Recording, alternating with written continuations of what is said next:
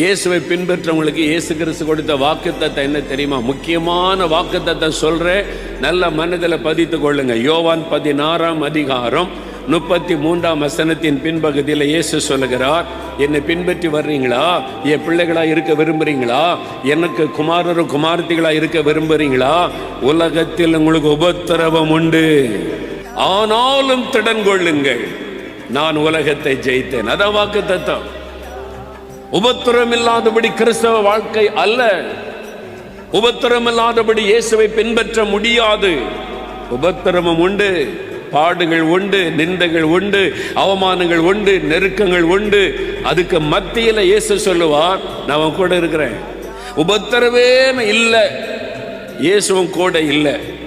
அது உங்களுக்கு வேணுமா?